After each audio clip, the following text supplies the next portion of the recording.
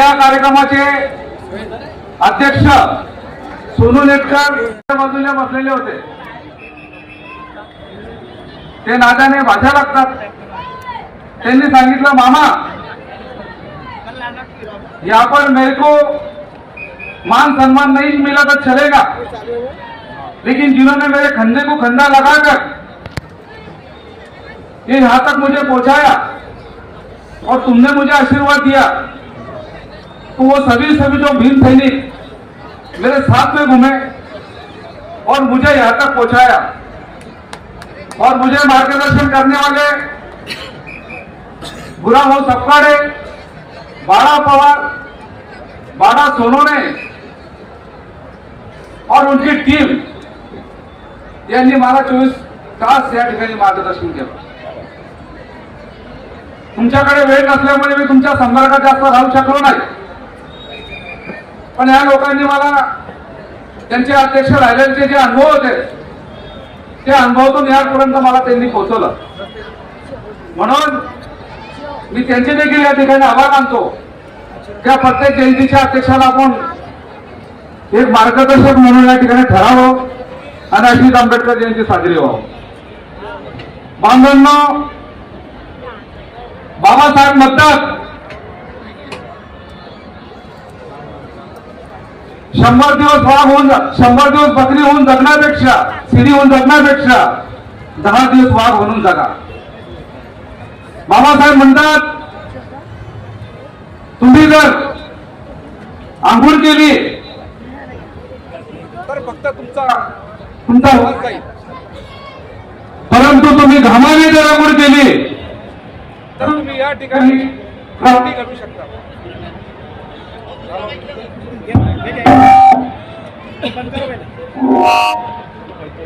क्रांती घडू शकतात। बाबासाहेब म्हणतात, नदीचा प्रवाह बदलणारे बना। नदीचा प्रवाह कसा बदलेल? तुम्ही डोंगर बना। डोंगर बनले तर या ठिकाणी नदीचा प्रवाह ऑटोमॅटिक बदलेल। या ठिकाणी अनेक लोक म्हणतात या देशातील घटना बदलू, पण या ठिकाणी मी सांगतो बांधवांनो, ज्या दिवशी या ठिकाणी घटना बनण्याचे या बदलण्याचे प्रयत्न जर केला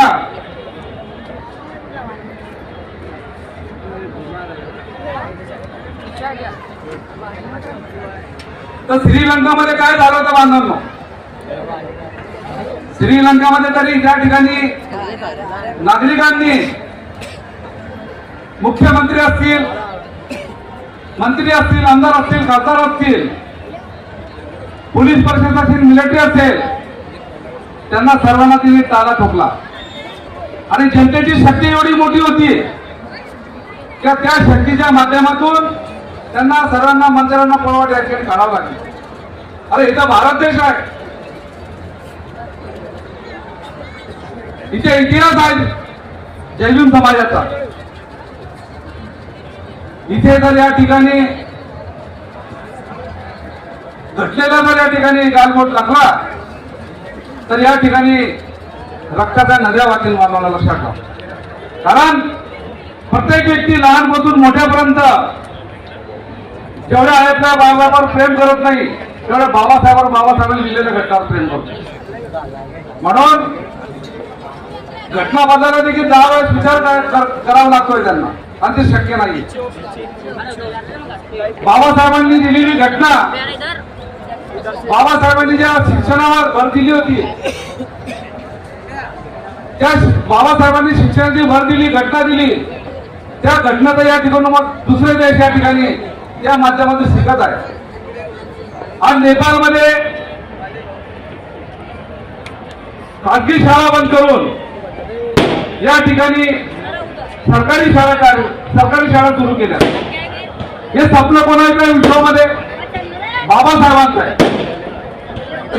बाबासाहेबांनी म्हटलेलं आहे 2 रुपये असतील तर 1 रुपयाचं पुस्तक घ्या, 1 रुपयाचा खा, आणि त्याच दिशेवर आपण या ठिकाणी चाललोय बांधवांनो। आज आपण बघतो या देशामध्ये शिक्षण क्षेत्रामध्ये ज्या वर्षानुवर्ष आपण मागे होतो, आज देखील पहिला नंबर आपण या ठिकाणी चाललेलो आहे. ही बाबासाहेबांची आपल्याला देण आहे. म्हणून बाबासाहेब म्हणतात, विद्यार्थी जीवनामध्ये शिक्षण घेताना तुम्ही राजकीय, आर्थिक, सामाजिक हे सुद्धा आपल्यामध्ये रुजू केला पाहिजे, जेणेकरून तुमचं जीवन या ठिकाणी व्यर्थ जाणार नाही आणि तुम्ही लवकर हुशार व्हाल, लवकर तुम्हाला पाहिजे ते काबिज करा आणि त्याचा फायदा समाजाला जाईल. म्हणून आपण शिक्षण घेत असताना देखील आपण सर्व क्षेत्रामध्ये या ठिकाणी सामील झालं पाहिजे. युवकांनी पुढे गेलं पाहिजे. बाबासाहेबांनी अनेक संकट आपल्यासाठी घेतली. बाबासाहेबांचा मुलगा एकदा वारला तर त्यांच्या अंत्यविधीसाठी साधन देखील नव्हतं. पण शाहू महाराजांनी बाबासाहेबांना जे सत्कार करून शाल दिलेली होती, त्या शालमध्ये बांधवांनो अंत्यविधी कार्यक्रम बाबासाहेबांनी केला. तर असा त्याग बाबासाहेबांनी आपल्यासाठी केलेला आहे. तुम्ही आपण फक्त जीवन जगतोय, पण दैनंदिन जीवनशैलीमध्ये या ठिकाणी बाबासाहेबांच्या आशीर्वादाने आपण जगतोय. म्हणून आपल्याला या ठिकाणी बाबासाहेबांनी दिलेल्या मार्गावर या ठिकाणी चालायचं आहे. बाबासाहेबांनी म्हटलेलं आहे, तो मरायला घाबरतो तो कधींचा मरलेला असतो आणि जो मरायला घाबरत नाही तो नेहमी जिवंत असतो. म्हणून या ठिकाणी संघर्षशील जीवन आपल्याला समाज हितासाठी जर करावं लागलं तर ते देखील आपल्याला या ठिकाणी करावं लागेल. आज समाजाच्या दिशा या ठिकाणी बाबासाहेबांच्या आशीर्वादाने बदललेली आहे. आज आपण कोट पॅन्ट टाय, गाड्या घोड्या, मोठ्या उत्साह, मोठ्या याच्याने आपण फिरतो, हे बाबासाहेबांची देण आहे. परंतु काही लोकांना त्याचा विसर पडलेला आहे. काही लोक यामध्ये शिक्षण घेऊन मोठे होऊन या ठिकाणी विसरलेले आहेत का बाबासाहेबांमुळे आपण मोठे झालेले आहेत. बाबासाहेबांच्या या चळवळीला गद्दारी करतायत. त्यांचं स्वप्न, त्यांचे मुलं शिकले पाहिजेत, एक मजली बिल्डिंग झाली, तिसरी मजली बिल्डिंग झाली पाहिजे, असे फक्त स्वतःसाठी जगतायत.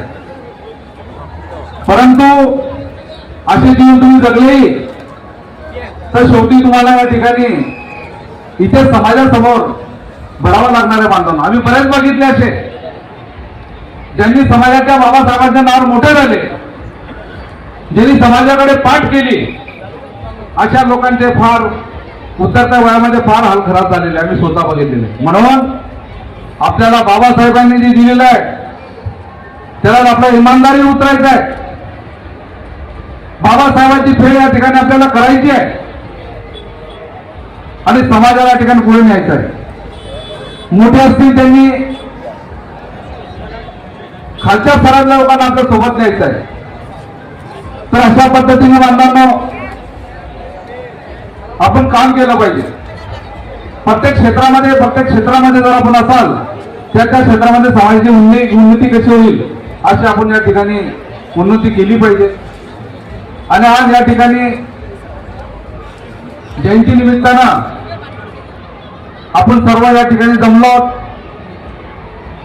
मंचावर देखील सर्व कार्यकर्ते जमले आहेत. अध्यक्ष, उपाध्यक्ष आणि त्यांच्या सहकार्याने एक या ठिकाणी चांगली व्यवस्था या ठिकाणी केली आणि आज दुपारपासून देखील दिले या ठिकाणी चालू होता. लोकांना त्याचा आनंद घेता आला. मनपूर्वक आभार मानतो आणि इथेच थांबतो. जय हिंद, जय हिंद, जय हिंद. पहिलं जीवन होत मी चाल पाहिलं.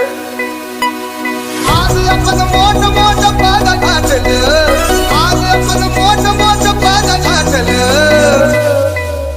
सारथनाचं गाठूड आपल्याला वाटलं.